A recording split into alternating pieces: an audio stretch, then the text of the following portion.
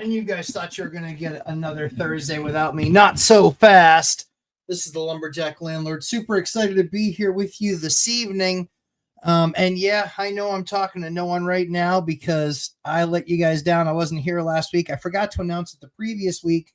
And since we really only do these Thursday night things, yeah, that's a hole in my t-shirt. That's from working too hard. Kind of a little bit too much of a tug on the shirt today. Yeah, it's awesome to be back. It was a great time. The only reason I didn't do last Thursdays was because I was actually on a plane, landing and then going right to a meeting. Hey Josic, good to see you. Kim, thanks. Yeah, welcome back. Yeah, good to be here. Good to be here.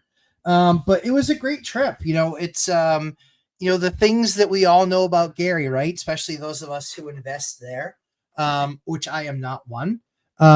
Yes, I was in Gary. Actually, that was the first time I'd been to Gary. So, we were supposed to go, Mike and I were supposed to go like a few months ago, but life came up. And so we weren't able to go together.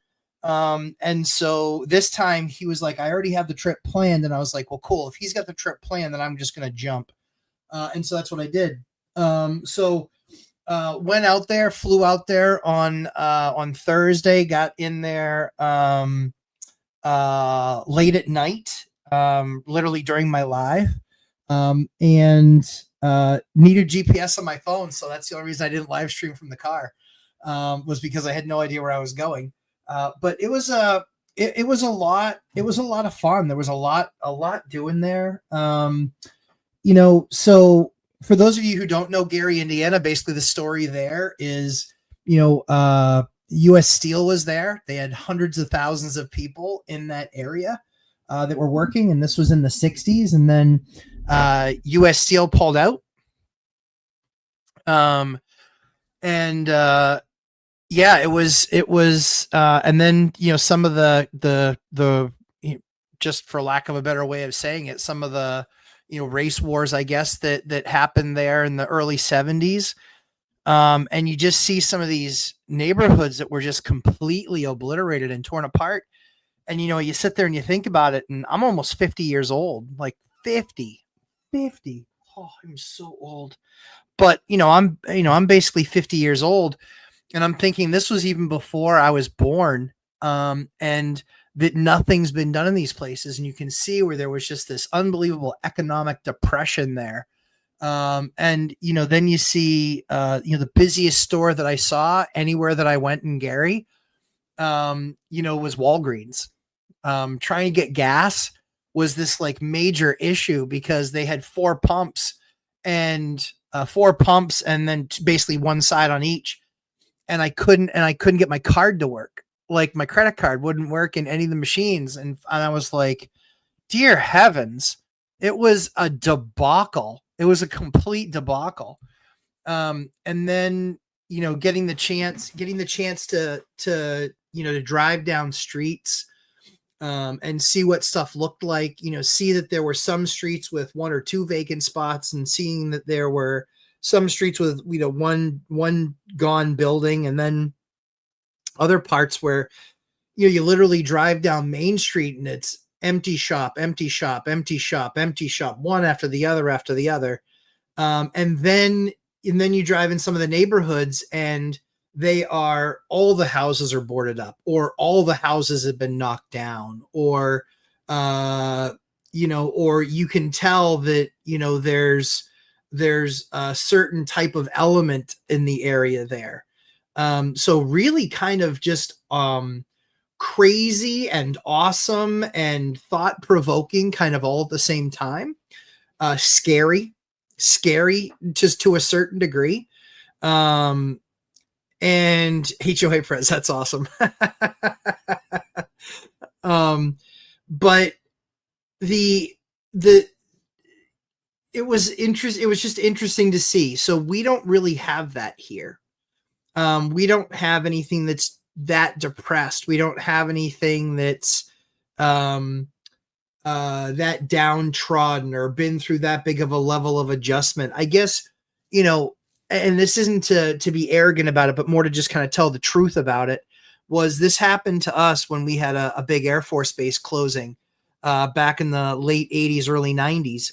And when that Air Force base closed, we essentially had, 5,000 families, 5,000 families, because it was a big Air Force base. But we had 5,000 families gone like that. It was devastating to housing. It was devastating to rentals. It was devastating to all the businesses. It was devastating. And I remember that area being, kind of depressed for a while. But, you see that policy and then people, can bring an area back so quickly. And so for that area in New Hampshire, it didn't stay depressed. It was depressed for a few years, and then it became kind of flatline, and then it became like an uptick. And now some of that stuff was, now it's just amazing, just unreal. And so when going through Gary, it's just like it makes you scratch your head and wonder. It's like, what have they been doing wrong for all of these years? That is it, just lack of money, lack of vision? I think the thing that I think I saw that I've identified about the area, is that it certainly takes leadership, and it takes an understanding of how to fix the problem. I think is certainly part of it, but I think the other part of that is, willingness of the people. And so I don't know. I was there for a few days, so I can't pass judgment. I just don't know. But here it was like in New Hampshire, like we just fought all really hard. Everybody fought hard to do stuff, but, sure, manufacturing left, and it hurt the Rust Belt for sure. But, that just because, all this stuff, like you can still make things work, right? Like I've run plenty of businesses. So, when you lose 40% or 50% or 70%, you just adjust. It's obviously not going to be the same. Why? Because it can't be the same. So you obviously have to adjust. But, my takeaways from Gary are, there's absolutely opportunity. You're definitely early. If you're investing there, you're definitely early. There is return there. And on a percentage basis, it looks good, but on an overall return of it, not awesome. Like as far as the dollars go. So your percentages might even be 18 or 20 or 22%, but it's of such a small number that it makes it tough. We also have to do it in scale. So from that perspective, it's good. I enjoyed my trip there. I thought it was, I learned a lot. I saw a lot. The local communities do not think well of Gary, which I thought was interesting. And Angel R, I think you're exactly right. I think very often, I think locals have a limited mindset. I think Gary, so they've had, one of the things that's the biggest challenge in any city is turnover. So the idea is that if you're there for 2 years, right, there's only so much that you can do and set in motion that then the next person has to pick up. But the idea is continuity. And so we look at businesses where I have kept the same people that were average or slightly above average at their jobs. But what that gave me was, it gave me continuity, and I knew exactly what I could count on them for and exactly what I couldn't count on them for. And I think that with all of the scandals that have been in Gary with embezzlement and with turnover and with all of these things, there's no doubt in my mind that a CEO, a startup CEO, there is no doubt in my mind could go in there and take that city and turn it around within 4 to 6 years, like aggressively. There's a million things that can be done there. So there's hope, right? Or there's opportunity. The issue is that they've had 50 years as a go of it, and they've not done too well. They've not done too well. So I think that there's opportunity there. I think that, the cheap becomes expensive. When you've got a roof on a property like that, so the roof here might cost $8,000 and the roof there might cost $6,000. So it's 25% less expensive. Congratulations. That's great. The challenge becomes is that your rents are nowhere near my rents or our rents. So that's where the challenge comes into play, where all in on a single family house, you might be 130K, right? And here you're 360K. But the issue is I have a lot more flexibility, if you will, with, being able to sell the property, but upward pressure on rents and a level of scarcity. So it was really an interesting time. I really enjoyed my time there. Definitely look forward to going back and just better learning and understanding the market and the market dynamics. All the surrounding towns to Gary are actually pretty nice. So I stayed outside of Gary. But yeah, overall the trip was decent, but I see why investors get excited. It certainly is, the Dollar General of housing. So yeah. And HOA price, you're right. It could be worse. It could be Chicago. I don't like Chicago. I don't like any of those big blue cities with the massive strongholds where they've had, that they've been blue for 50 years. Zero of those cities make real money. It's just true.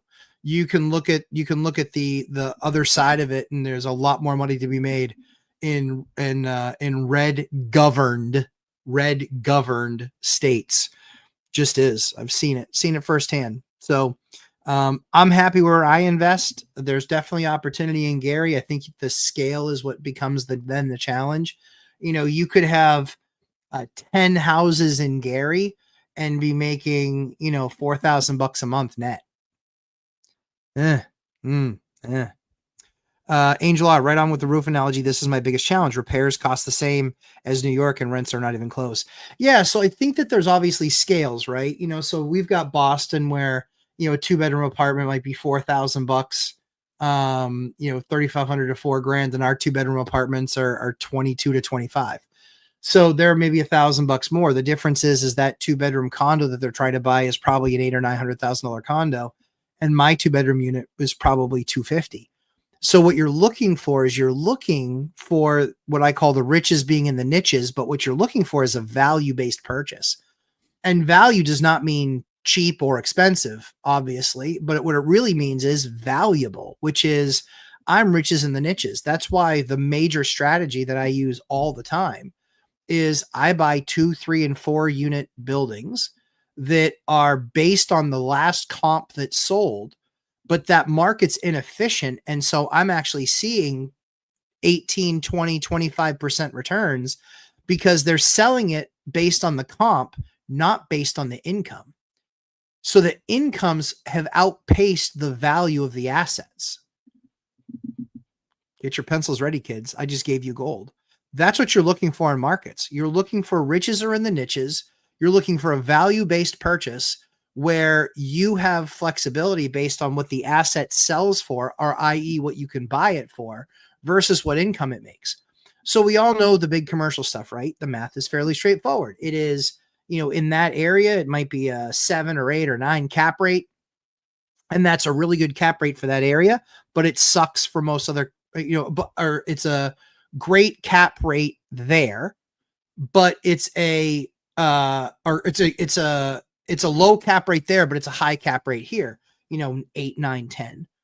So when you're looking at the numbers, you're looking for actual value. Yeah, I know you say most is worse than Gary. I've actually seen it. Sadly, I drove through it.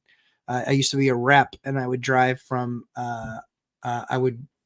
St. Louis, my clients there, to Kansas City, and then I would drive to Kansas, the other side of Kansas City, in the next state over. But as you're looking at this stuff, you can buy the big properties, right? But you're priced in, right? So they say 7% cap, 8% cap. Well, that was based on them buying the building, fixing up the units, and then them asking a lot more money based on their rents going up. That's great. But what if I care about cash flow and I'm buying based on comp? That makes me smarter than everybody else. I'm buying based on comp. So I'm seeing something that's comping because the last thing that sold comped at 400. That's great. The rents are 4,800. If this were an income approach, the building's worth at least 500,000 bucks, but it's not. It's the comp approach. Because it's the comp approach, I'm getting the 400. So that's where you can find the soft spots in the market and really exploit them.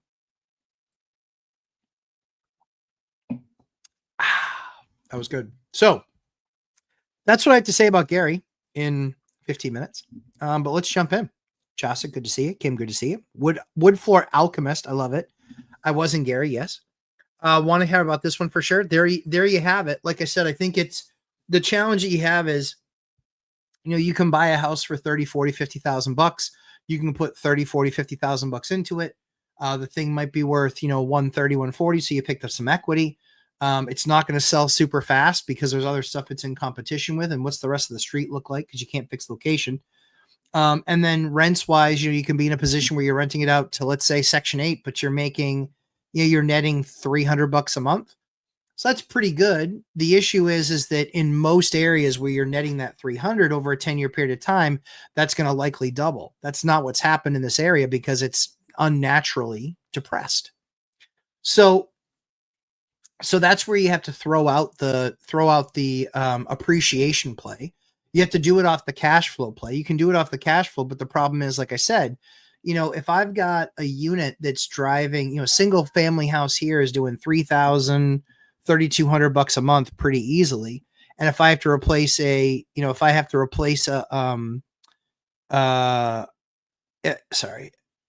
all right, I don't need to do that. If I have to replace something there, if I have to replace a roof, well, that's fine. I'm making 800 a month. No big deal. So in less than a year, I can pay off my roof. If you have to do a roof there, it's 2.3 years to pay off that roof.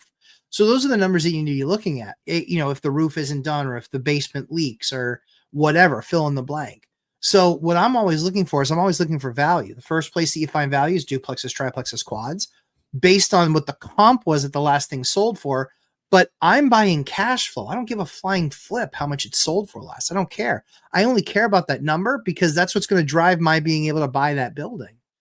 But when I look at that building, the most important thing to me is the cash flow. I don't give a flying rip what the thing's worth. So when I buy anything, I'm buying an asset that creates cash flow. That's it. And the question is, I bought a property that the rents were way, way, way low. I paid 750,000 bucks for a property that had 5,000 bucks a month worth of rents. That's it. $5,000 a month worth of rents. I paid 750, but the deal was killer. 5% down and only 5% mortgage rate, 30-year fixed. And I get 10 points down, 75,000 bucks. And so I'm in the thing for 675, but I'm only 75,000 bucks out of pocket. Now on a monthly basis, the thing makes only a couple, 200-300 bucks a month. But I look at it and I'm like, I know exactly what I use my rent box. Like I teach you guys how to use your rent boxes, but I'm doing the rent box thing and I work the numbers backwards. So when I do the rent box thing and I work the numbers backwards, I'm like, these units are 19 to 2,000 bucks all day long. Like I know I can get 1,800, even if I just count that number, but I'm pretty sure I can get $2,000. And sure enough, we got one of our units back. We put on the market, boom, 3 days gone, 1,900 bucks. Now, I went from $1,100 a month on that particular unit to $1,900 a month. It was an $800 swing. More importantly, on that building, I was making 300 bucks. Now I'm making 1,100, and that's just with redoing one. That's just one unit.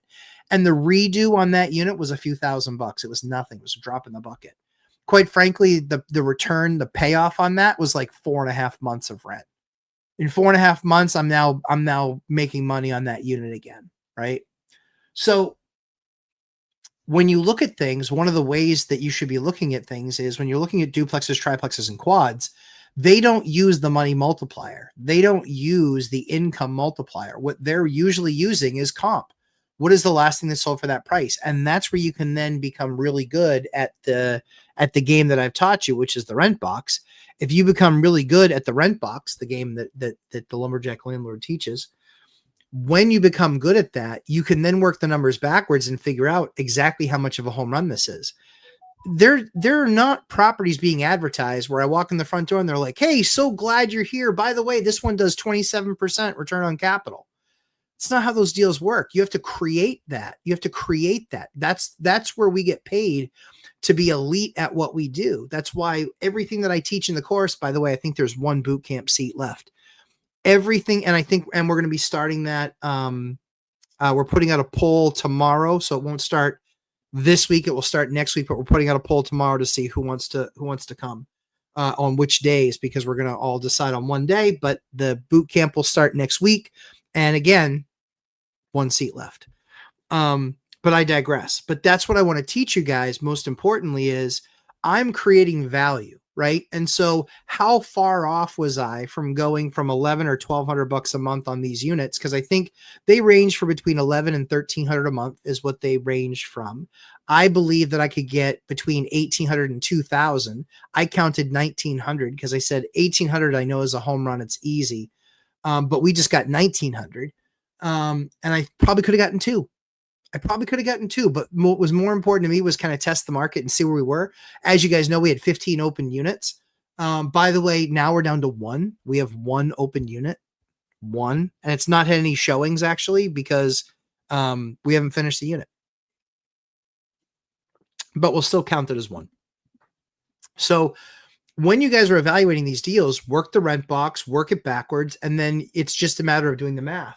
You will very often find that long-term landlords, people that have been doing this for more than 7 to 10 years, you will find that they don't increase rents fast enough, that they've fallen behind the times, maybe that there's some work that needs to be done within the unit. And all of that stuff is very doable. So the idea is that I know that building, the one that I bought for $750, I know that thing was worth $750 all day long, even though the rents weren't really there. But with the deal that I could get on the financing, which was 30-year fixed rate debt, with the deal that I could get with it only being 10% down, so it was $75,000 out of pocket. So in year one, that building made almost nothing. That building made like $3,000. It made nothing. However, year two, we've got one unit that's already done and upgraded. So now we're going to make $1,100 a month on that property. And we've got another one where they're leaving, and they're another $1,200 unit. They're going to go to $1,995. So that's another $800 a month. So I'm going to go from 11 to like $1,900 a month. Well, now at $1,900 a month, and that still leaves me two more units left to capitalize on. But at $1,900 a month, against my $75,000 that I put in, we're talking about 23,000, we'll call it $23,000 return on $75,000. How would you like a profit that after expenses is returning over 30%? And this is within 12 months. This is the type of stuff that I teach you guys in the Lumberjack Landlord course. This is the stuff that we talk about in the boot camp. That way we can evaluate deals. But we can also talk about the deals that you're looking at or the deals that you should be looking at. How often do people look at a deal and they say, "Oh, geez, you know what? I'm looking at that deal, but boy, it's kind of thin." Yeah, but what's the rent box tell you? Well, and very often, like we've seen deals be created just from running them through the rent box calculation. If the rent box calculation, let's say they're doing 11 now, but it's actually 18, like the one that I just did. Well, holy crap. Like that's a lot of money. Like that is a lot of money. That thing sells for now not only could I sell the property for probably closer to $1 million, because now I'm on par with the other 4 units in the area with what they charge for rent and what the amenities are and the location. And now it's actually going to allow me to create a bunch more money where honestly, I'll do this next bottom downstairs unit. I'll spend maybe $5,000 or $6,000 there. I'll get return on my capital within 6 months of that. And then I just can't wait for the other 2 units to become available. And we're not going to rush anybody out, but we'll do increases in the springtime this year that we didn't do this year. We'll do them next year. So I think that that's where the opportunity lies. And there's no shortage of opportunity. Angel R, we missed you. Yeah, thank you, man. I appreciate that. I miss you guys too. It felt awkward and weird. I was just kind of tired from flying and then driving. So I flew. It's like a 2.5 hour, 3 hour flight there. And then it was an hour and 20-minute drive to Gary from Chicago. And then had dinner. We did all that stuff, which was a blast. But then I had meetings in Chicago the next day. And so I had to drive back to my hotel. And then my charger died and it was all a thing. And I didn't have GPS to find out where I needed to go. So had to go on an adventure at 4:30 in the morning trying to find a charger because my phone was completely zapped with a bad charger. It was a debacle, but we're here. We're here. We made it through. Jamil Morali, good to see you. Excited to hear your thoughts on the market. Yeah, I mean, I think my thoughts on the market are it's hyper local.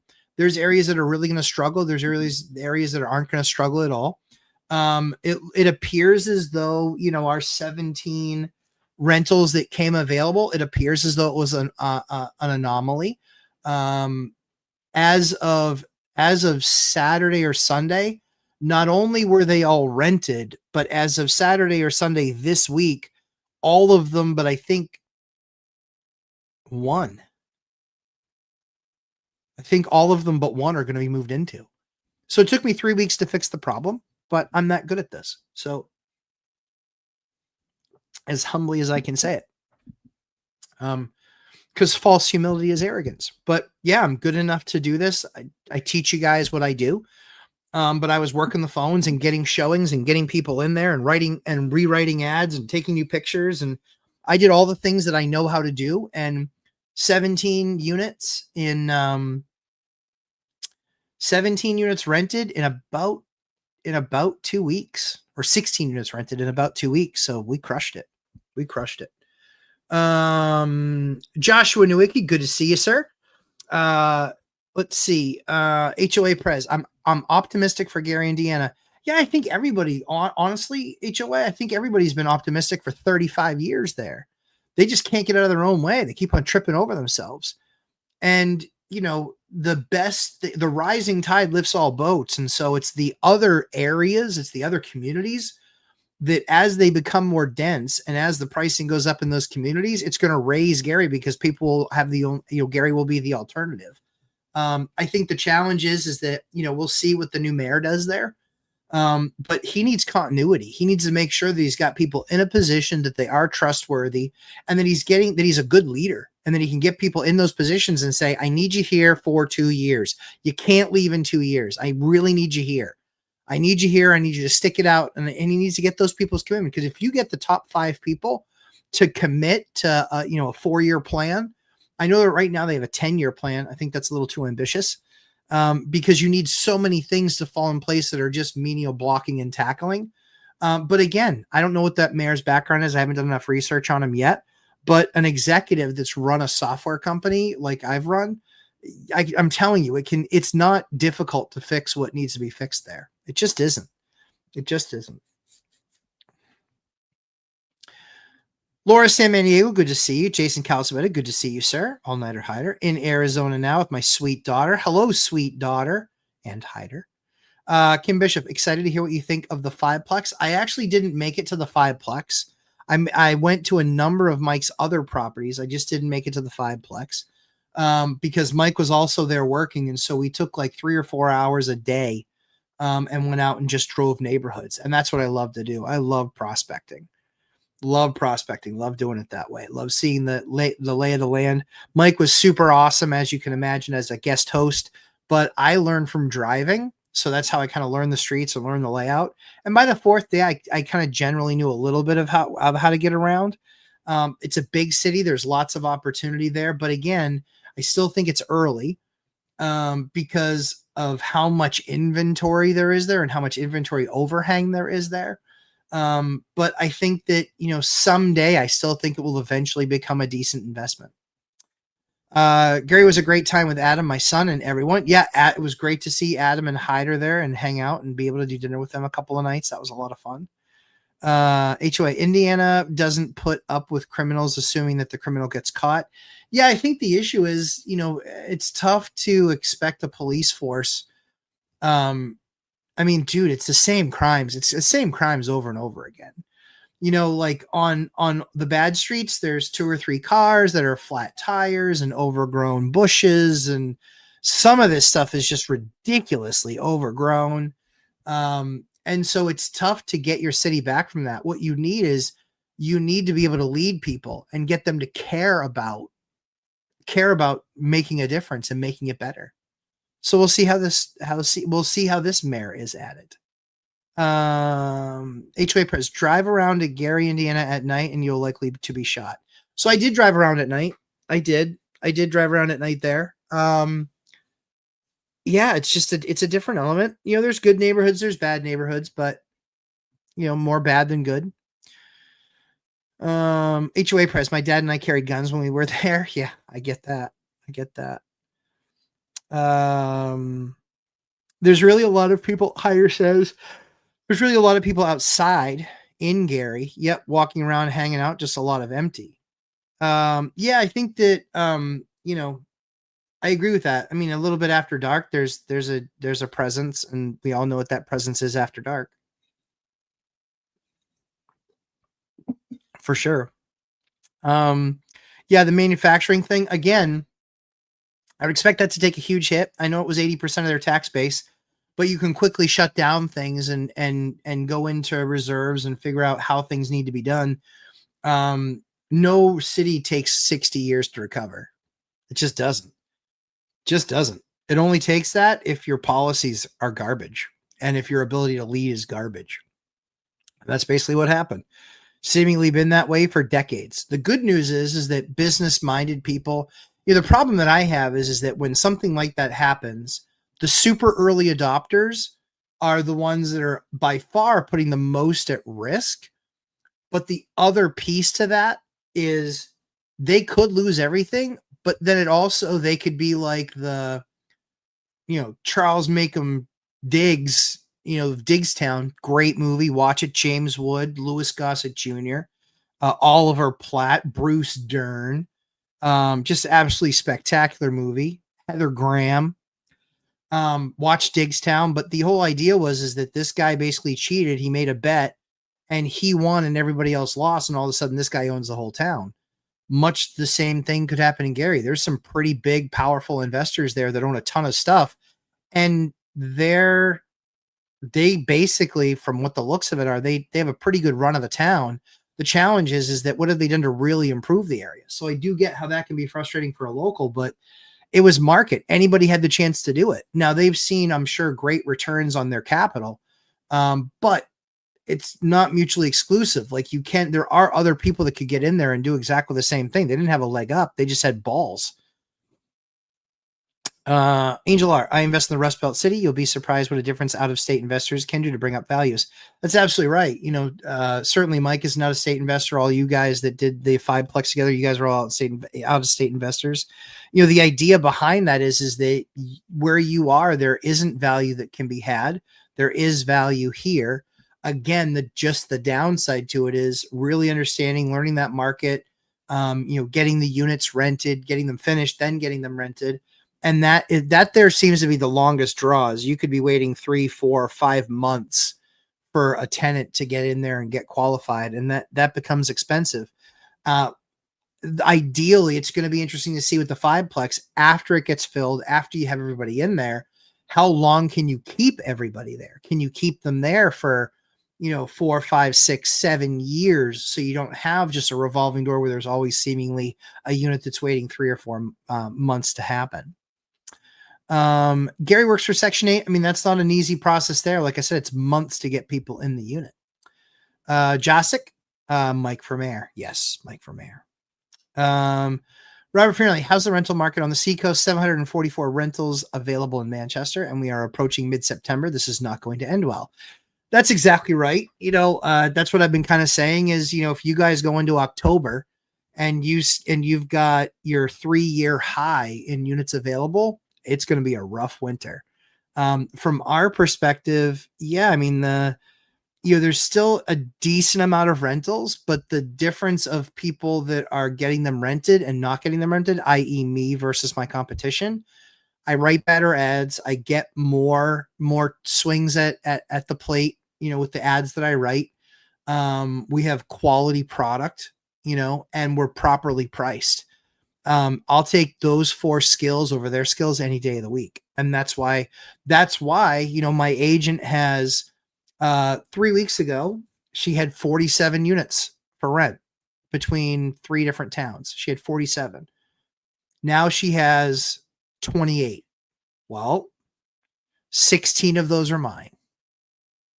And I got those rented with her. And 3 aren't. So the other guys just aren't watching the market and don't understand what's going on well enough. They don't write good enough copy. They don't have a good enough process for getting people in. They are overvaluing their asset. It's all of these things. I could fix all of their companies very quickly, but it would be very expensive for me to fix that for them because I really have no interest in fixing the competition to create more competition for myself. However, the biggest competition I had in my market is now eliminated because they've gotten rid of their 2 months free program.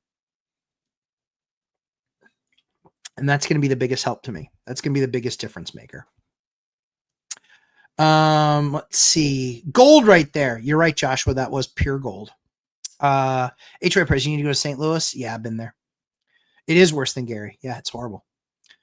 Smoke the like button like Cheech and Chong. Thank you, Hyder. Appreciate that. Angel R, I need to re-listen to this. It went over my head. It's there, my man. You can listen to it. It will crush. Josh Coster, good to see you, good sir. Let's see. Robert Finley. That's the problem of Gary on my Allenstown building. If I get my zoning variant, spend $50K for $1,800 a month, it can in rent can't get that there. Yeah, that's exactly right. Yeah. And so that's the return on capital, right? But you're doing that within an existing building is the key as well. Dimitri Costas. Hey, Demetrius. It was great meeting you and All-Nighter Hider. Yes, sir. When you guys were here in Gary last week, Demetrius, good to see you, buddy. One of the young up-and-comer investors over there in the Gary market. It was good to sit and break bread with him or cut pancakes. Either one. That's both accurate. Angel R, would I invest in Gary? I would say it this way. I wouldn't bite off a little if I decided to. If I decided to, it would be massive. Millions of dollars. It would not be tiny. I can get more money rehabbing my unit and raising the rent than I can if I buy a house there and I rent it. So it's the Buck method, best use of capital. Those of you who have taken my course, you've heard me talk about the Buck method, but it's the Buck method. You know, what's the best use of my capital? The best use of my capital is probably rehabbing a unit here and taking it from, $1,200, $1,300, $1,400 to $2,000, or taking some of my $2,000 units to $2,700. We just took a unit to 3720. 3720. It's a 5-bedroom and a duplex. 3720. I remember when that used to rent for 28 for the whole building, and now it's 3720 for one unit and 32 for the other side. So, now we're pressing $7,000 a month of income. The good news is I still have 30-year fixed rate debt at sub 4% on that building. And so that building is, it's becoming shaped an awful lot like an ATM, or certainly its behavior is. So I would invest in Gary, but it has to be big. It's got to be big. Can't be tiny. It's not going to be onesie twosie. It would have to be, we're buying a portfolio and we want to put together a team, and then we move through that list. The guys out there are a decent team, but I would want a team of pros where we make it systematic and just start ripping through one house after another. But it would have to be multiple. HOA Press, good deals are made, not given. That's exactly right. Yep. That's what we teach all the time. But the issue is it's tough to teach how to make those, but that's what I do. I teach you how to make a good deal. I teach you how to find value, because the people that are just looking up on the MLS, and this isn't made an offense to Dion, I love him and he knows I love him, but just looking up on the MLS and trying to make the numbers work on an MLS deal, you can do that. However, I much rather understand the asset and the rent and how undervalued the rent is and how undervalued the asset is based on the last comp. And that's where, if you really understand the market dynamic where you are and become elite at it, something hits MLS, it might be a great deal, it might not be. But I get offers from other deals now all the time. Why? Because I put myself in a position to. put myself in a position to. I talk to other investors and I hear what they're working on. I hear what they have. I hear what they might be moving on from. Pinhead 1317, I'm catching up, but Pease Development Authority has been doing good work for a long time. They also got rid of a few neighborhoods. Yeah, so Pinhead 1317, you're exactly right. But it was, so it actually speaks to my point, Pinhead. Only calling you by name. But it actually speaks to my point, which is the organizations, the stuff in this area turned that around after the closing. So within 10 years, it was back. It was largely back to where it needed to be. Now, certainly some things were unrecoverable, and that's to be expected when you see that big of a hit.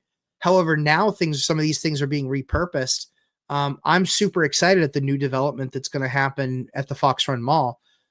Sorry for all the shops that are going out there, but JCPenney, Sears, Lord and Taylor, like all this stuff that's basically all these big anchor stores that shit the bed. Hey, I'm thrilled at what that development's going to be. It's going to be awesome. And it's not far away from my house. And so I hope there's a ton of great restaurants that go in there. It could really be thriving and vibrant. And that's the only piece of land like that in the area. And so it's been great to see what Pease has done, because now Pease is a trade port. But what's really cool is, they could do a lot more commercial flights out of there, because they used to have the big DC-10s, which are the troop carriers that carry hundreds of troops overseas. That's what used to land there. And it's still land there today, actually. But what's super cool about it is that you have an opportunity with a massive airport there. It's just a matter of people wanting to do more routes out of there. And I think that will come. I think in 20 years, I think that, it's not going to be like Logan Airport out of Boston, but it's going to be pretty damn close. It's going to have a lot of local route type of stuff, which I like. BuzzTune, hey, how's it going, Mikey? Good to see you, pal. Do I recall correctly that I have to buy the course before doing the boot camp? Yeah, you got to do the course and then the boot camp. Yep. But you can do it. So we've had a number of people buy the course in the boot camp, and what they would do is they would take the classes, like the 45 minutes pre-recorded. They would take that first, and then they would just show up to boot camp that night.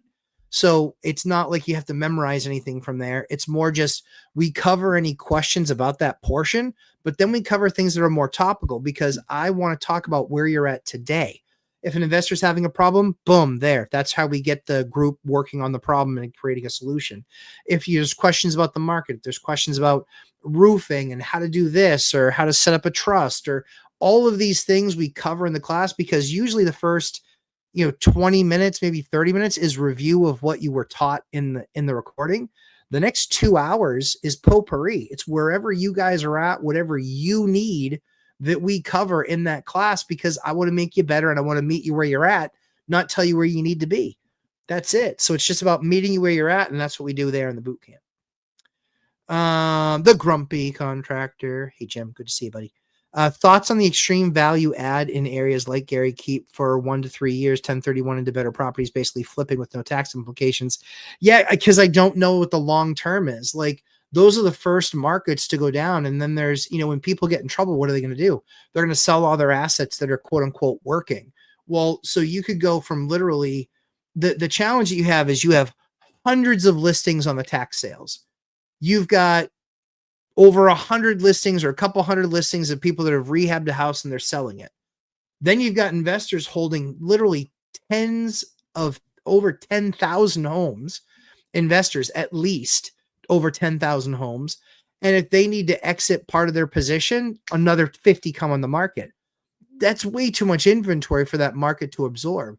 So yes, the idea is good. I think it's too risky in this part of the cycle to be able to expect that you can do that and roll it quickly into the next property, into the next property, the next property, because usually bad areas or lower than average areas get far worse, far faster when the economy turns. The problem still remains there is jobs. Busiest stores that I saw there, not joking. The busiest stores I saw there, number 1 was Walgreens and number 2 was Little Caesars Pizza. Quite frankly, if you think Little Caesars is worth buying, you probably don't live in a very nice area when it comes to pizza. Chicago's only an hour away. Let's see. Julie Anderson. I have 3 I'm getting no hits on. Julie, Go right to the course, look at how to write the ad, make sure you're breaking it down, send it to me. Send me the ad because you were in the course. Send me the ad. If you've already used that template to write it and taking pictures and it's not working, you send it to me and I will help you fix it. All fired up. Hello, all. Hello, fired up. Solos. Glad I caught the Lumberjack Live. I'm glad you caught me too. Thanks for coming in, hanging out. Let's see. Kim Bishop. Question. Installing butcher block countertops in the rental kitchen. Any advice aside from epoxy it? Is there any difference between epoxies?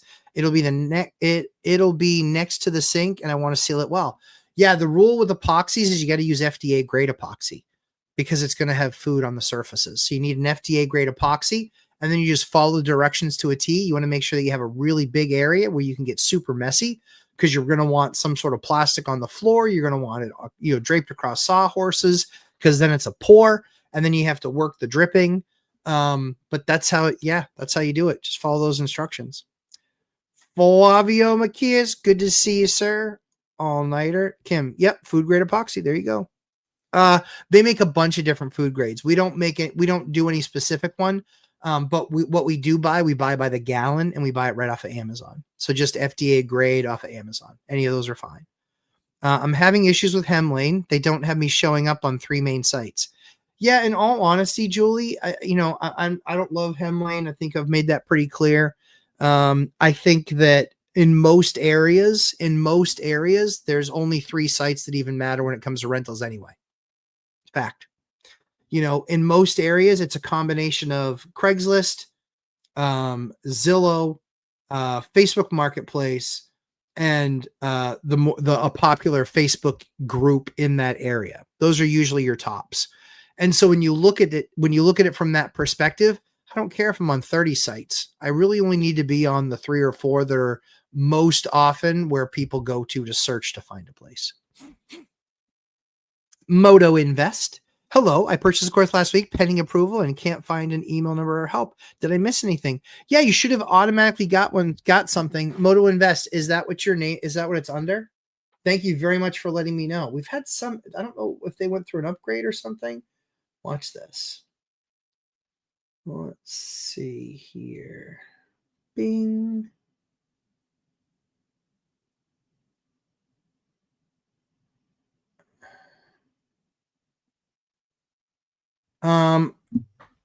Moto Invest. Put your name at the bottom. I'll scroll up. Don't worry, guys. I'll get your questions. Got it. See if this worked. I'm gonna try and override and see if it works. Give me just 1 second.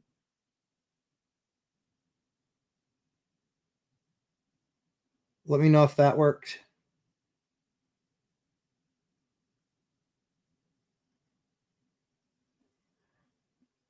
Yeah, I see you. I see it in the system. Just let me know if that worked.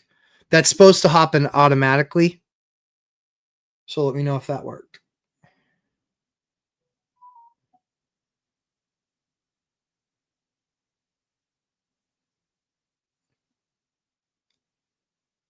Did it work? Perfect. Guys, if you ever have an issue on that, just let me know. It's supposed to auto enroll you and send you out the approval. So I don't know why that didn't work, but just let me know. Thank you very much for mentioning it, Moto Invest. I appreciate it. And I won't use your real name.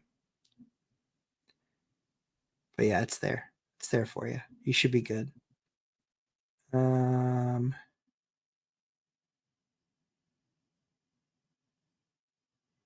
Yeah, you should be good. Let me know. Let me know if you want it.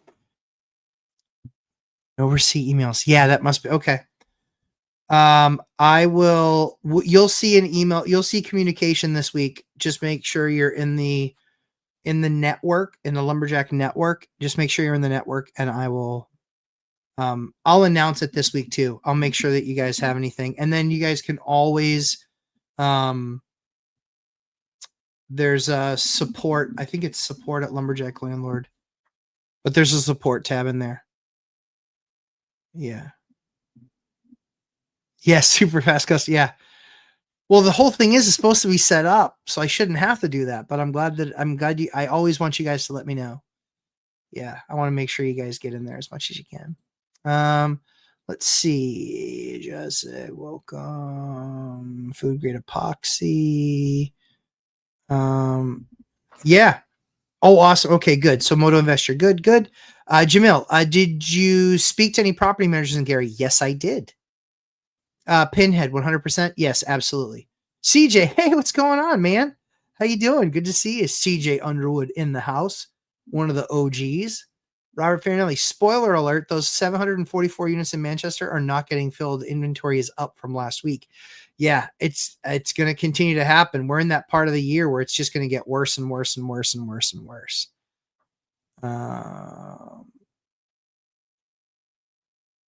Yeah, you guys let me know. I want to make sure you guys are taken care of on any of the core stuff. I apologize. I'll send something to the I'll send something to the admin and let them know. Key, how's it going? Key, another one of the OGs. Chocolate Thunder C23. You got to try Crazy Puffs from Little Caesars. So I've tried them. They are I get it, but when I'm ordering pizza, I'm about the pizza. And that is quite frankly one of the worst pizzas I've ever eaten in my entire life. Like, I think there's 3 that you can get in freezers that are better. Honestly. Red Baron, better. Stouffer's, better. DiGiorno, mostly better. Yeah. Mark, how are you, sir? Good to see you. Good to see you. What are the new Robert Fairley, what are the new Section 8 numbers for you? Nashua is flat, Manch is up slightly. Keene, Allenstown, Concord, exploded. Yeah, I told you that was coming, like knew that was coming. We're up again. So I am on a 5-bedroom, which is kind of a unicorn, but I happen to have a few of those unicorns. How would you guys like to? So here's what I'm going to tease Dion, because he's not here, but I'm going to tell him this. But I'm going to tease him about it. I have Section 8 rentals, full stop, that are doing $3,800 a month in a single unit, $3,800. But I'm not going to do a video about how I get $3,800 from Section 8. Of course, I might need to. But I've got single units, $3,800 with Section 8. Cost 37, cost or 96. Matt, opinion on relationships with local banks. I could immediately refi a purchase due to a great appraisal, but don't want to jeopardize local relationship, even if it makes the deal great. I think that you just have the conversation with them. And the reason that I say you have the conversation with them is you give them the chance. No one's going to begrudge you from running your business or running it to the best of their abilities. In fact, they should be proud and honored that you're doing the business the right way. But that's where I have the conversation. I reach out and have a conversation and just say, hey, I wanted you to let you know I'm actually looking to refi this because I can vastly improve the rate. It increases my profitability and allows me to pull some, cash out to be able to do other asset allocation. I love working with you guys. You guys are a fantastic bank. I don't want to take the business away. I just want to let you know the opportunity that I have. If there's any way that you guys can match it and do something, I'd be happy to do the business with you. If not, please understand, I still love our relationship. I want to continue to work with you guys. I want to continue to grow with you guys. I just can't pass up this type of an opportunity. If you do it that way, you're strong. You're strong. Robert Finley, same happened to me when I purchased Boot Camp in July. No receipt emails. Okay. Yeah. Let me follow up with the admin. Jason Calasabetta. That's some super fast service, as always. Thank you, sir. Appreciate that.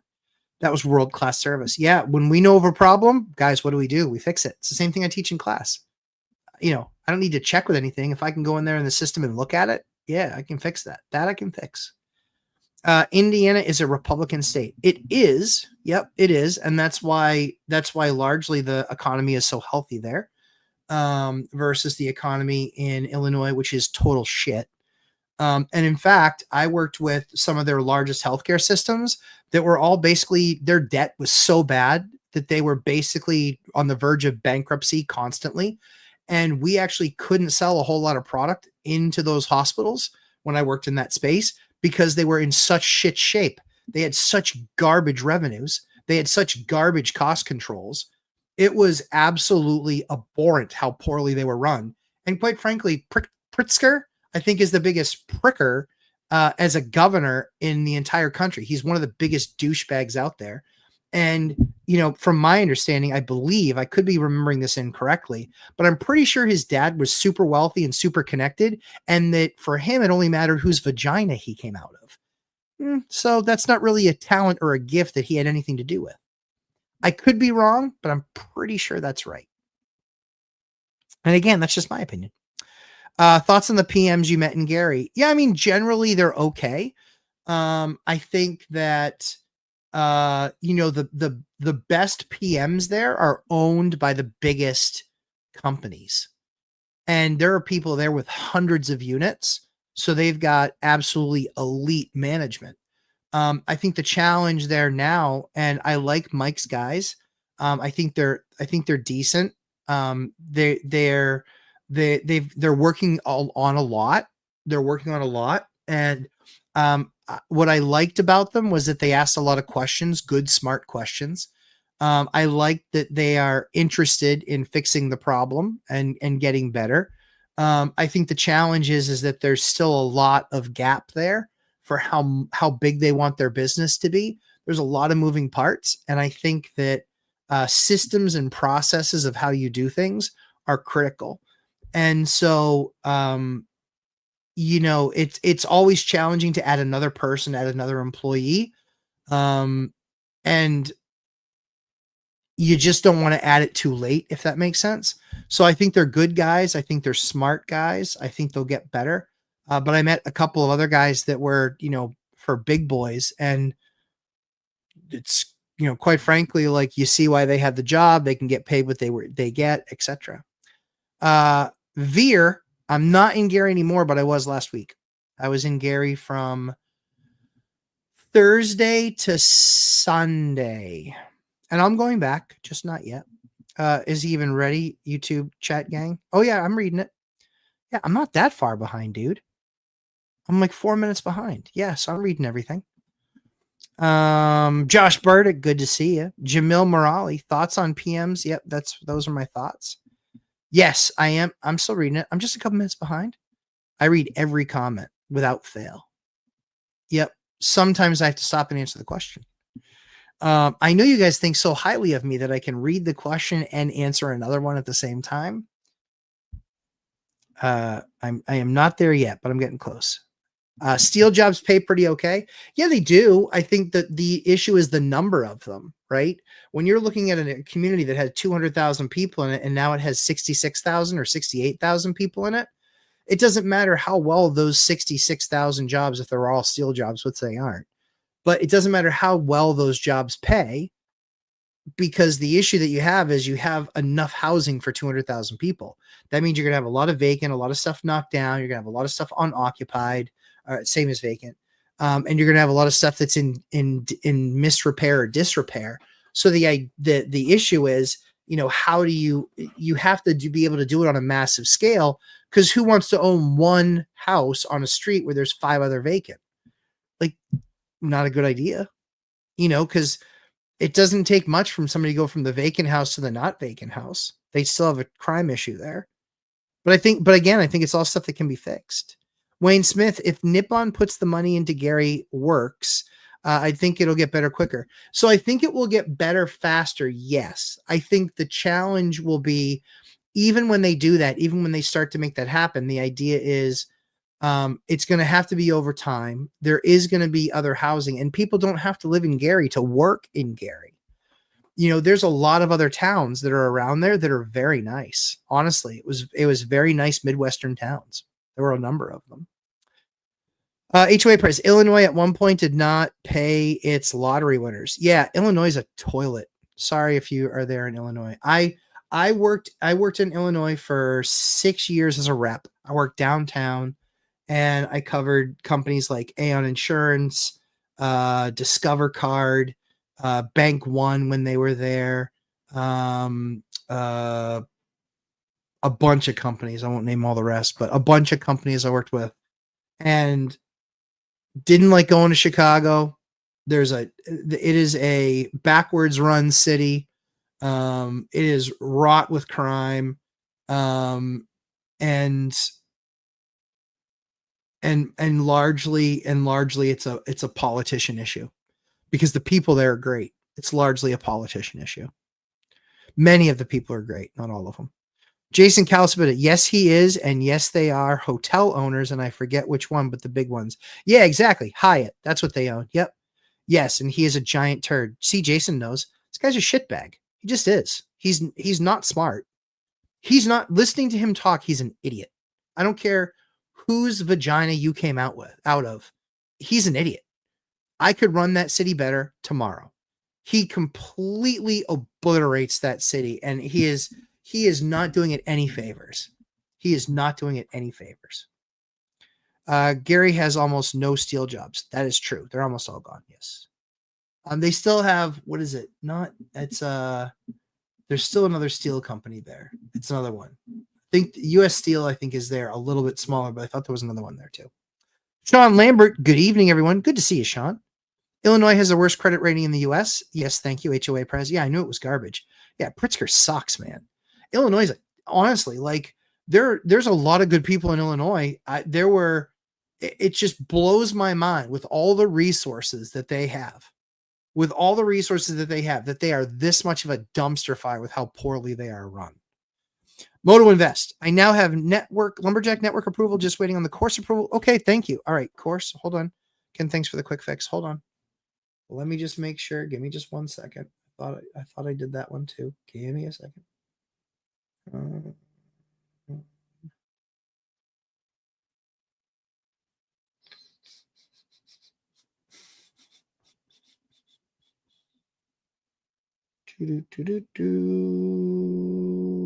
Now let me know if that worked.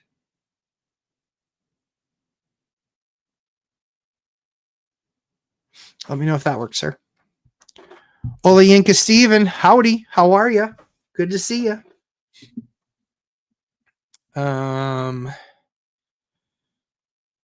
Yes. Pritzker is talking about arresting ICE agents. Good luck. He's an idiot. Like, go ahead and arrest them. What are they there for? What are they there for? They're there to clean up the criminal problem. And they're there to take out illegal aliens. Now, I don't care which side of this you guys are on. I'll just lay it out transparent. I am all for legal immigration. I am all against illegal immigration. And I think that just because you committed the crime 10 years ago doesn't mean you get to stay. Sorry. Way it goes. And you know what? Then there's going to be all of these guys that are complaining about, hey, there's no $30 an hour jobs available. Boom. There's going to be a bunch of $30 an hour jobs available. Now you need to shut up and get your ass to work. And that comes with shutting off some benefits. That's the way it's going to go. And you're going to work for yours, just like all of us have to work for ours. Wayne Smith, I'm a steel guy, was reading this. Oh, cool. Hit me up. Moto Invest. Awesome. Truly 11 out of 10 service. Thank you. I appreciate that. Yeah, we always aim for that. If I know, like I said, I just fix it. We just fix it. But that's the thing is, it's just like, it's all squandered. And there's so many great people that are there. I loved the people that I worked with when I was working with all of these massive, I worked with Fortune 50 companies, Fortune 500 companies, Fortune 1000 companies.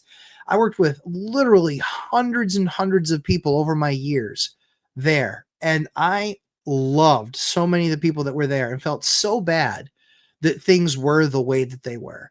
Like, it's just unconscionable to me. I had a massive client. In fact, I'll even say who it was. It was Northwestern. I loved working with the staff that I worked with there in some of the departments. Oh, loved it. What would you think, Jamil? What would you think? What would you think about small multifamily in the nicer towns around Gary? I saw a rent-ready duplex, 1,400 each side, that sold for $190K. Yeah, so I think that, so Jamil, I think that it becomes the numbers game. I think it becomes the comp. Oh, I had 5 people leave because they didn't like what I had to say about actually having to work for a living. I like the other towns. So the towns that the towns that I went and I drove through again, guys, the guy was like, holy crap, did you ever stop driving with my car? the car that I got from him on Turo. He's like, "Did you ever stop driving?" And I was like, "No." I did like 600 miles in 4 days. I just kept on driving around. So I liked, and you guys can correct me if I'm wrong on these names. I liked Merrillville. I liked Hobart. I liked, what was the other one? There was one other one that I liked there, but I liked them. I liked them. I liked the towns. Hobart was nice because it was kind of rolling hills, big lots, lots of yards, lots of some farm stuff. So I liked Hobart. I liked Merrillville. It was nice. It was built up. There's a big, huge Amazon distribution center. I'm a baseball card collector and a sports card collector, and so one of the best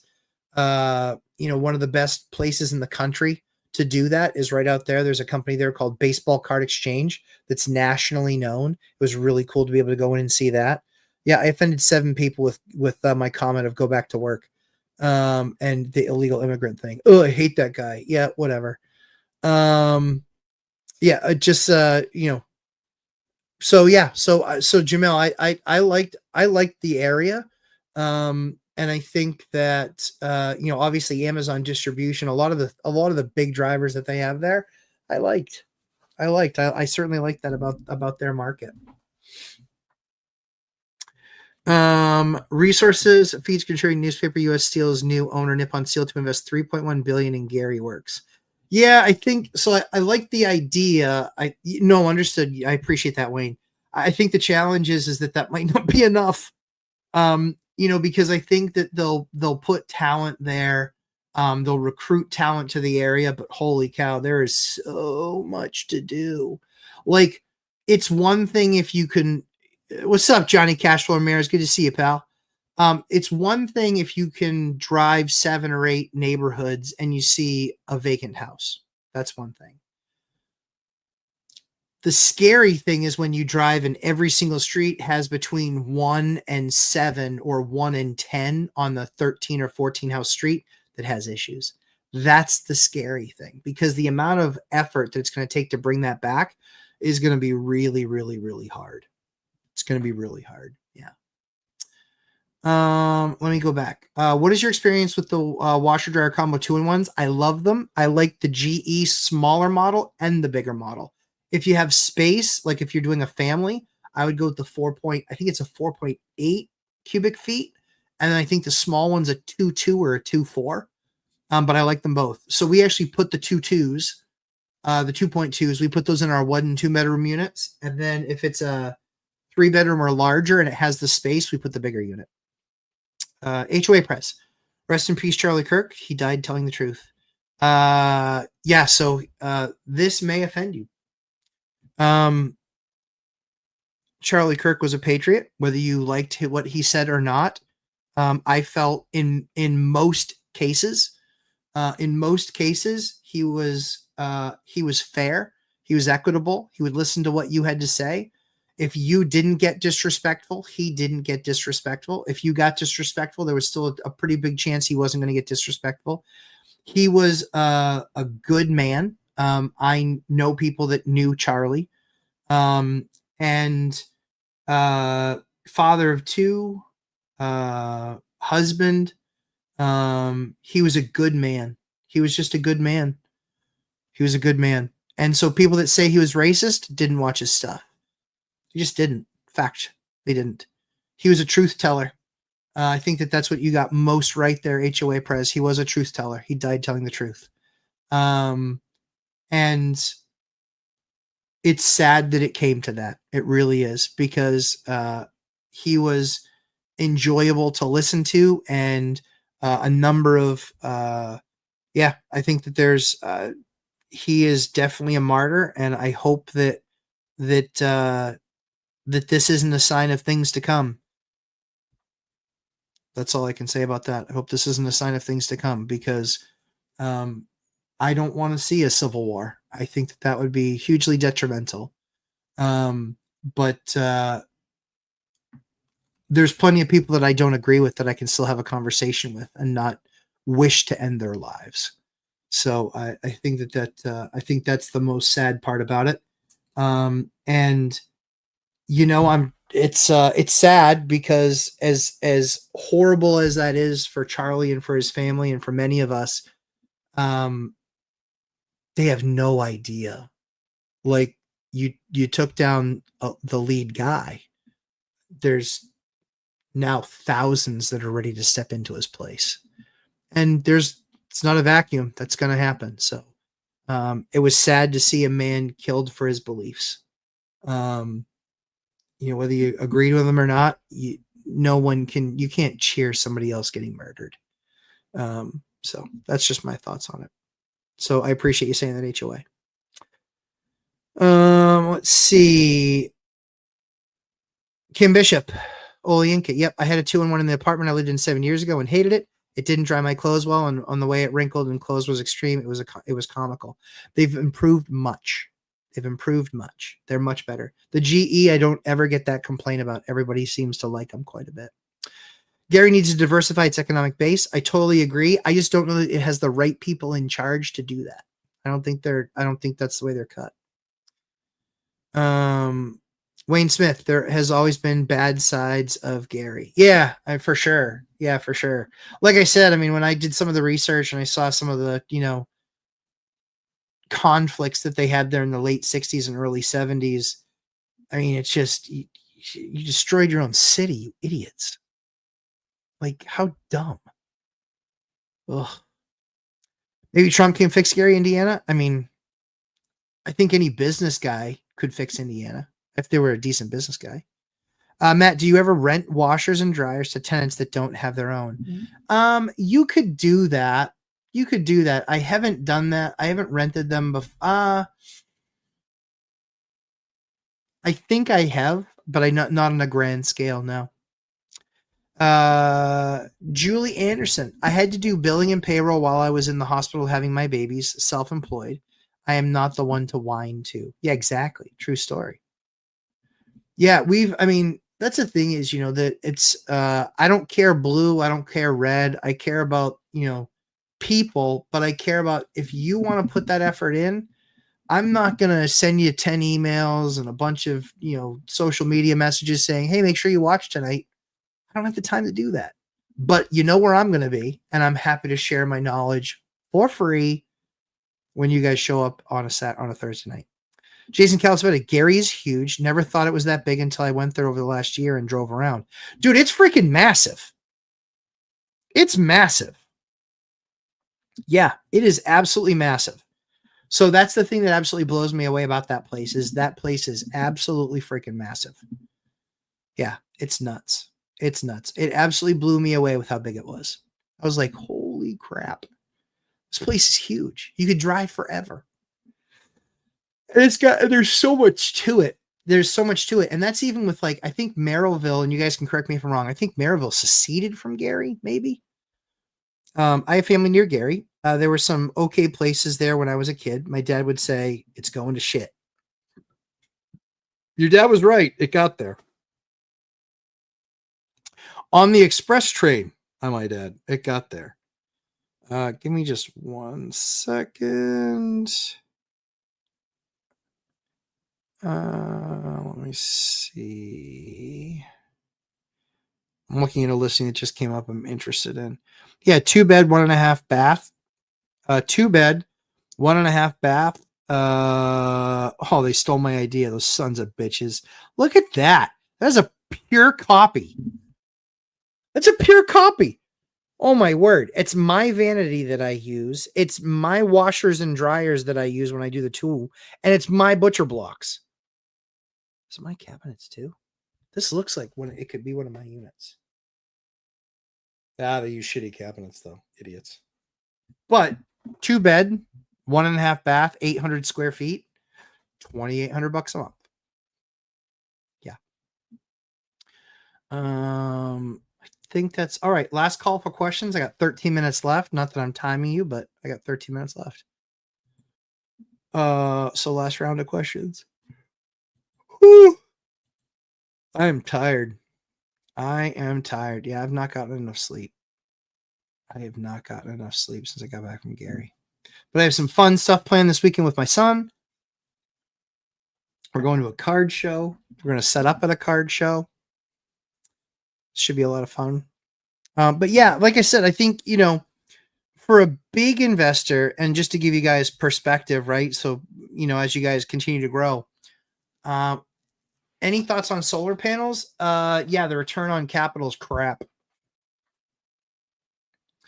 Yeah, and you can't get there's a bunch of the rebates that you can't get on them. And so you'll find that in most cases, the solar panels, your return on capital is 17 years. It's sucky. Central PA is blowing up. Olayinka, how? Tell me how it's blowing up. HOA Prez, Dad said there are shitty towns and there are really shitty towns. And there's a really shitty town called Gary. I mean, honestly, like, I get it and I see it. It doesn't make you want to rescue it any less.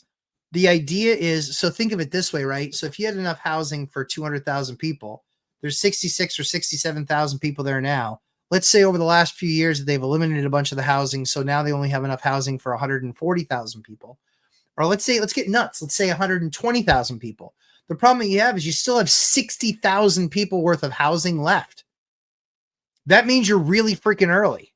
So could it turn into something amazing? Yeah, sure. Absolutely it could.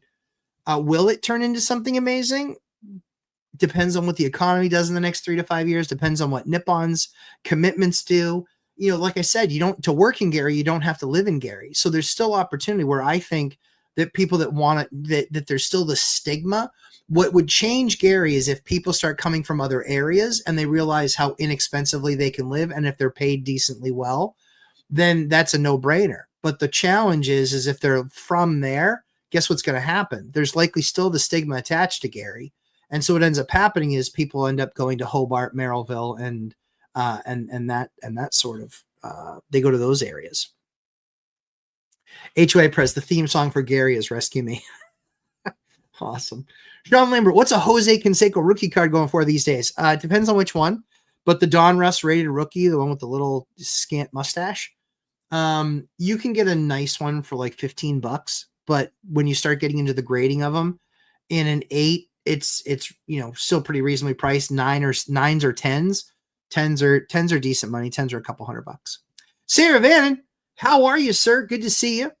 Olayinka, price doubled ever since COVID, and it hasn't come down. The same goes for rent. Yeah, I think that will largely be the case, Olayinka. And is it Steven, or I think it's, tell me if I should call you Steven or Olayinka, please. Yeah, so it's yeah. So are you talking about like Harrisburg and that area? Sarah Vannon, is it possible to record some videos showing some of your rehabs before and after pictures or videos? There are. Watch the entire series that I did, Sarah Vannon, on the channel, and it was all about my flip project. You'll see it. You'll see it start to finish. I walked through the entire thing, start to finish. So it's all there. There's all the befores, and it's actual videos, me walking through the property, talking about plans, talking about costs. I've done that. I've done it on the jail, and I've done it on that property, and I've done some on some other properties as well. But there are absolutely some where actual videos where I walk through it, talk about the project plans, the costs. And while I do the course, I literally bought a house that we're going to do that with there too. So you will, when you're in the course, there are going to be units that we're going to rehab, and I will do stuff in the field for those, for part of the course where I show you exactly what we're doing. Yep. True story. But yeah, Steven or Olayinka Steven. Tell me which one's your first name, please. Yes, I have a lot of friends that are investors in mid Pennsylvania. Kim Bishop, how's retirement going? So you still sound busy. I am. So, well, I make myself busy. I like doing things. The key is that I don't have to do anything. So after I had a crazy week, basically Gary, and then I get back, and Monday and Tuesday I spend all day long doing a bunch of stuff and setting up appointments and getting contractors moved around. And then a bunch of stuff yesterday, getting everything ready for move-ins, because we have 6 move-ins this weekend. I don't, but the agent does. Today I didn't do much. Today I spent a lot of time on my phone. I bought more baseball cards. I have really cool stuff too. Where's some of the really cool stuff I could show you? This stuff you won't see this. Yeah, you won't see this stuff very often. Here's what we call a banger.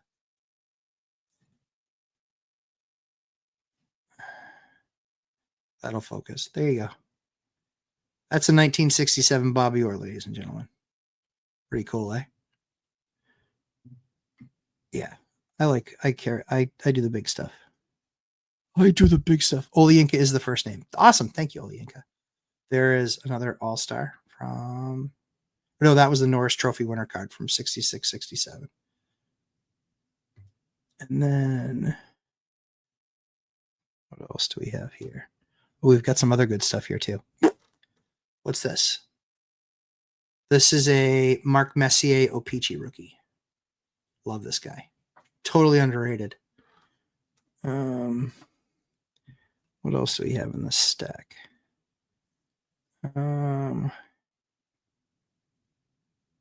Yeah, I'm a big Bobby Orr guy. Here's two more Bobby Orrs.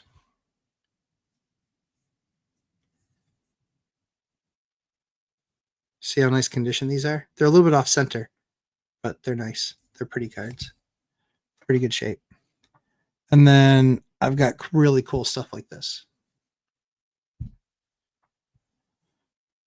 That is 1966-67 Topps hockey. Yep. My collection is quite nice. What else do I have in here? Anything else super special? Nothing else really special. Mostly just the old hockey stuff. I think is what I have in front of me. Yeah, but I've got fun stuff. Oh, there's a Jose Canseco rookie card. That's pretty funny. Who is that? Dwayne Haskins. Yeah, I digress. See what happens when we talk about cards? I'm a 7-year-old. I'm like, ooh, shiny. Yeah, like here's some really cool stuff. This is a 1967 Provost in an 8. That's a very high grade for something that old. I am redoing my office. It's not. Oh, here's a stack of bangers. This is a big stack. Ooh, this is a big stack.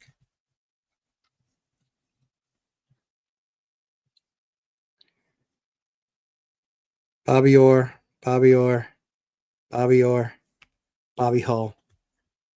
That's a Rogie Vachon rookie. Gordie Howe, Derek Sanderson. Yeah. The bangers, baby. All right. Yes, Jason Calsmith. Yeah, go Bruins. That's right, Kim Bishop. It makes me cry. Olienka. I'm talking about Chambersburg, Greencastle area, and Shippensburg. You can call me either. Okay. I don't know those areas, but yeah, I mean, there's a lot of stuff like here that's gone up a lot in value as well. Same thing. Yeah. Chris Cult boot camp start. Yeah, I covered it earlier. It's not going to be this weekend. It's going to be, or next week. You'll see correspondence where we pick a date, where we pick a day and time. But we'll start. The boot camp will start next week, and then we'll take. We might take a week off because in bigger pockets. There will be a couple weeks that we'll have off between now and Christmas, but we'll be done before the end of the year. I did redo my office. It looks a little bit different. I have multiple walls. I don't want to play with my camera, but yeah, I'll try and post some pictures. But yeah, I did. I'm on the path. Coster, are there any reasons to not refi 20-year 5.5s into 30-year fixed?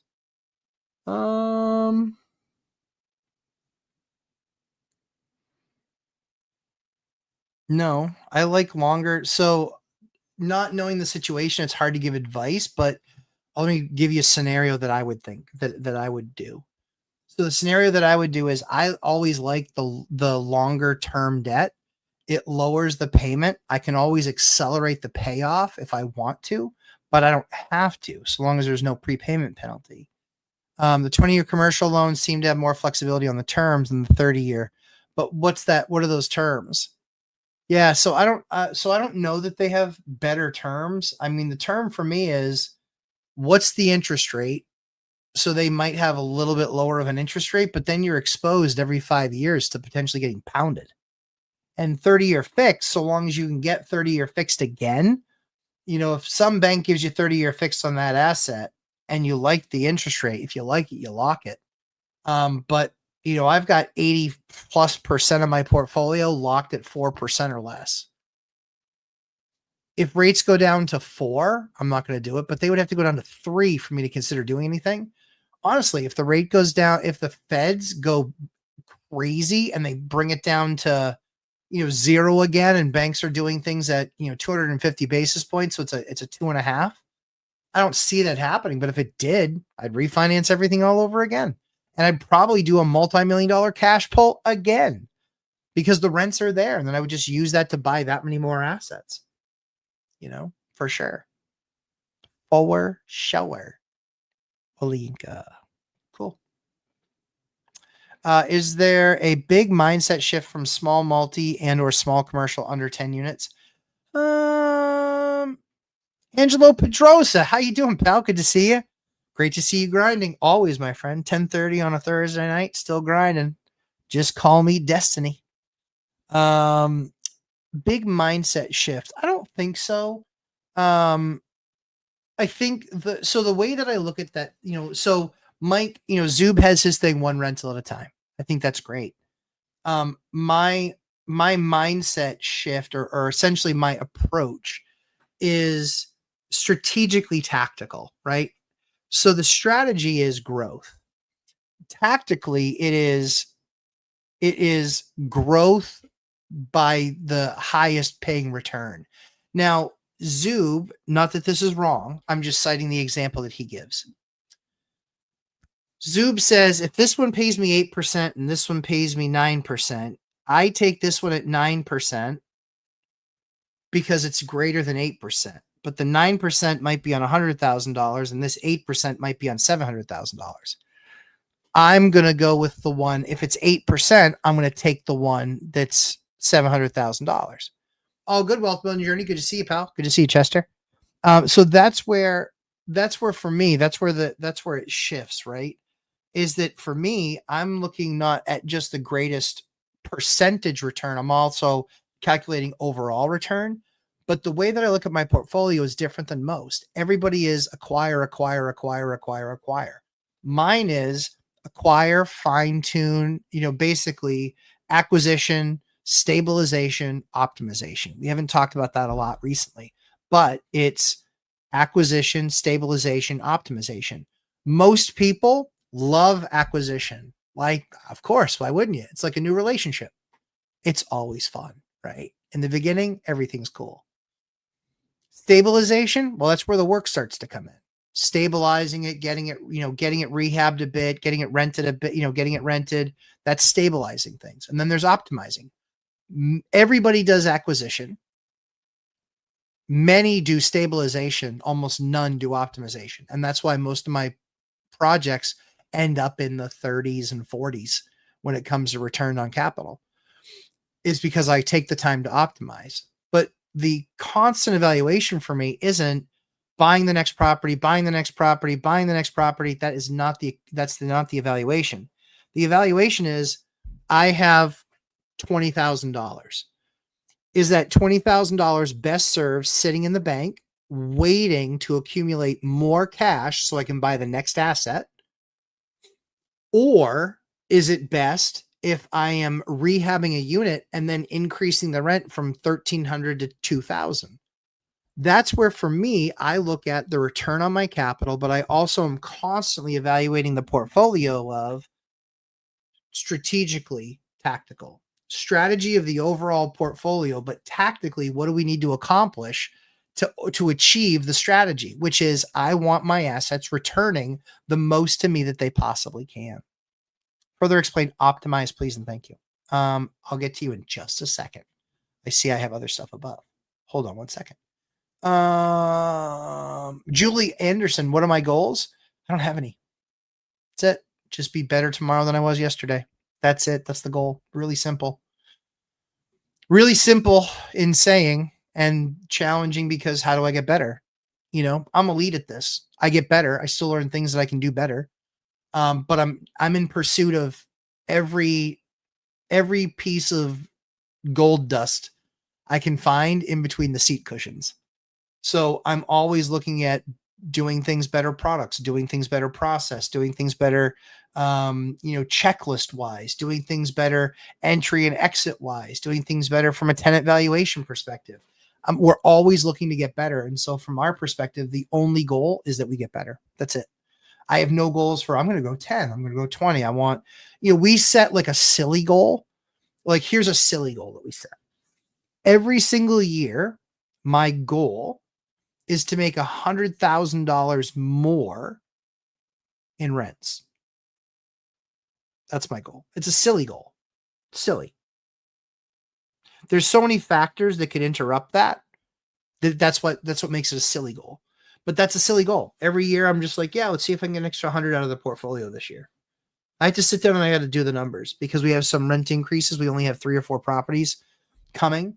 But so we've got some rent increases to do, but I got to see where we are. But to get to an extra $100,000 a year is an extra 8,300 and something bucks a month.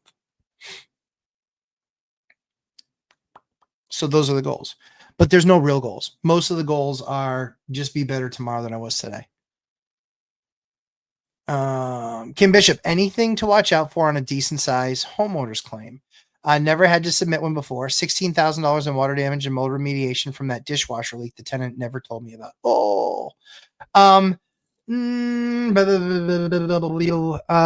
Nothing. I've only filed one claim, so I'm not really the best advisor on that. Filed one claim. It was $30,000 worth of damage or $32,000 worth of damage. It was months to get paid. They argued on every point, and at the end of the day, I finally got paid, but it was long.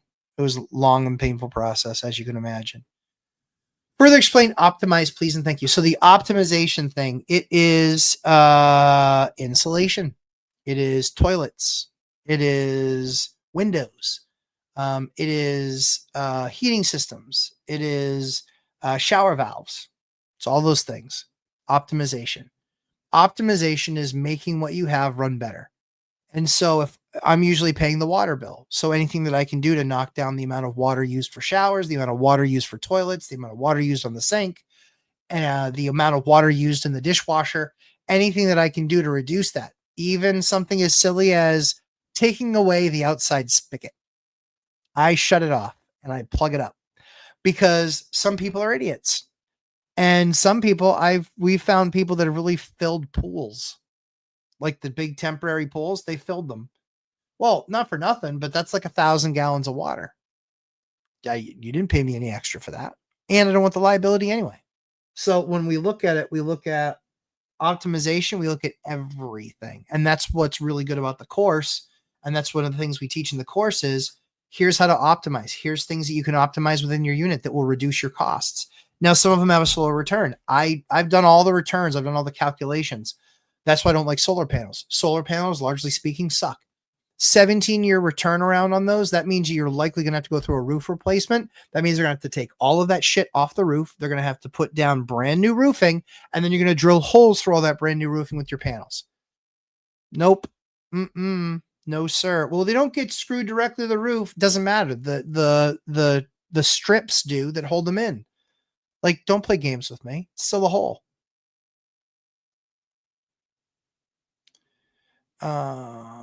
Jim, I see optimization as upgrading building against entropy and the right leverage. Yeah, sure. Systems, processes in place. So that certainly is part of it. It's systems and processes making it that much less of a drag. Like, I looked up something on one of the units today, and it was the first time that person had contacted us in 2 years. 2 years. First time that they contacted us. Last time that they got contacted was buy us to increase the rent. Haven't heard anything in 18 months because we signed a 2-year lease with them. And so their lease comes due in like April, I think April or March 30th. So it's one of our early releases. The grumpy contractor. So what am I doing? So what I'm doing, full gut rehab, all new systems, plumbing, electrical, HVAC, roof, 10-year minimal landscape, new fences, just get it finished, rented, recap. That was done so I can do better on the next one. Yeah, so I think the key is that, does it cost you any more to use a slightly more expensive toilet as an example? But again, I'm looking for value. I'm a big enough dork where I talk to 10 different plumbers and I ask them what toilet they recommend. And then when I hear the same few, 2 or 3, I then go in and evaluate those. And then I evaluate them. I look at gallons per flush, and then I'll go on the web and I'll see reviews on the toilets. And then I'll go onto Reddit and I'll see the reviews of people using those toilets. This is to the degree. This is why my course is worth its weight in gold. I've done all that work. Best toilets, best faucets, all of that stuff from a rental perspective, not from a shishi la la perspective, from a rental perspective. What's the shit that doesn't break? That's what I care about. I don't want it to break, and I want it to be very efficient while it's in use. That's why I've deployed 35 IBC on-demand hot water systems. That's why I've deployed them, is because that was the best system by far, and it never freaking breaks. So we've been deploying those now for 7 years. We have over 140 years of experience with those systems. And we've had three tickets where that thing went down. 3. And in every single case, in all 3 cases, those systems were back up and going within hours. No one can touch the level of customer service that we can provide our tenants. And that's the thing, is we didn't have to put them up in a hotel. I don't know that we've ever put anybody up in a hotel. Maybe once, but we basically never put people in hotels because everything that we have, we can fix quickly enough where they can stay in the unit, or we have systems in place that allow us to keep the unit, in good shape. So that's what it allows us. So yeah, optimization is everything. Excuse me. Optimization is everything. It's everything on the board. It's how can we make the systems better? Toilets, sinks, faucets, kitchen design, boiler setup, everything, laundry setup, everything. Use a lot of those item ducted mini splits. I could not do your kind of cold. Yeah, that's true. Yeah, Matt's minutia. That's the truth. It is. It is. Hey, riches are in the niches. Riches are in the niches, and devil's in the details.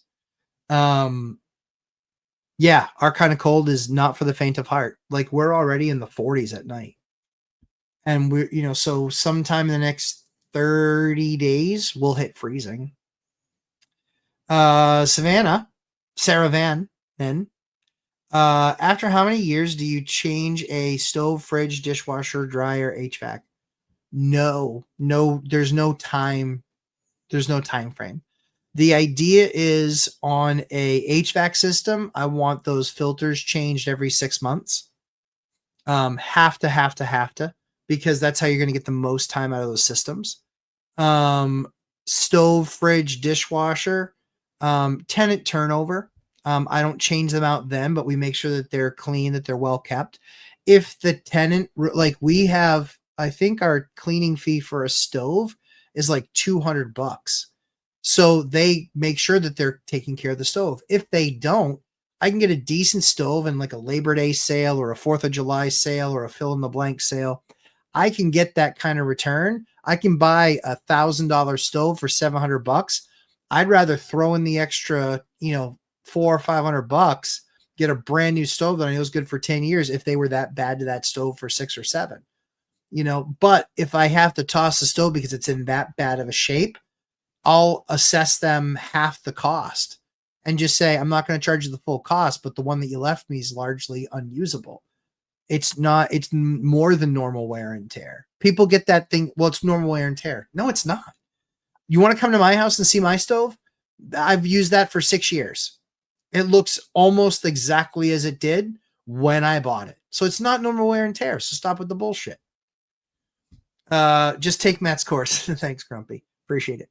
Yeah, I don't disagree. I mean, honestly, I guarantee you the $2,000 you spend on the course and learn from me over a 12-week period and work with 15 other investors, there is no doubt in my mind that that returns in massive capital returns. Is it worth learning how to do your own construction at a level where you've already built a company and don't necessarily need to, just for the pursuit of being a better investor? Yeah, I think absolutely. Yeah, I think absolutely. You know, I think it's really important if you want to become elite at what we do, it's understanding everything. It's understanding construction, it's understanding toilets, it's understanding generally how plumbing works, generally how electric works, generally how roof systems work, generally how forced hot air systems work, generally how forced hot water systems work, generally how HVAC systems work. Listen, many repair people are good at what they do. Many are honest, but some aren't. Some flat out aren't. And if you don't know, guess what? You are susceptible to getting got. And that's the best thing. People that pay for property managers, I think that my course, as important as it is to be able to run everything from your phone, the most important people that need to take my course are ones that use property managers. Because ironically, at the end of most years, property managers make more money than the owner of the asset, the one that risked all the capital. And very often that's due to inefficiencies, not dishonesty, but inefficiencies of the property manager. Chocolate Thunder. Yes, we're still doing cabinets. Yep. We actually just did two this week. So we did 2 this week. Last week we did 6. So yeah, we're still doing them. We've solved all of our problems there. The biggest problem was design. But now we've solved that problem, so we're in very good shape. So from a design perspective, yeah, we're good. So now you can do your thing. You can go on in the course. You can do a kitchen. It's not a problem. We get you a jot form, and it's really easy to do. But yeah, we still do cabinets. They're doing great. We just did. To give you an idea, we did 6 kitchens. Was it 6? Yeah. So it was 6 kitchens, and it was 6 kitchens, and I think it was around $18,000 or $19,000 on those configurations. And the quotes we were getting were between 40 and 45. I always, when I finish out what I'm doing, I always send that design to somebody and just say, hey, I'm happy to pay for your time. Just give me an idea of what it would cost to do that in your cabinets. Because I've touched their cabinets. I've slammed their doors. I've slammed their drawers. I've played with them, and I know exactly what I'm getting for quality. I know mine is at least as good, likely better. And they were more than twice the price. They were almost 3 times the price. Grumpy, hit that like button. Thank you, guys. Well, guys, it's 10:46. We went 16 minutes over, but I started a couple of minutes late, but I appreciate your patience. I was actually meeting a good friend for dinner tonight, and I was like, ooh, I gotta go do my show. And he goes, unbelievable. And I was like, what? You got 2.5 hours of my time. You're welcome. You dink. Anyway, guys, have a fantastic rest of your night. Always check this stuff out. There's 1 seat left in the boot camp. 1. But you got to take the course in order to get in the boot camp, because you need to be able to speak the same language. Although you don't have to take the entire course before you get into the boot camp. You can literally just do it 1 week at a time. That's okay too. Sarah Van, you're very welcome. Guys, have an absolutely fantastic rest of your week. And yeah, we'll see you guys in the next one. Take care, everybody. See ya. Bye, guys.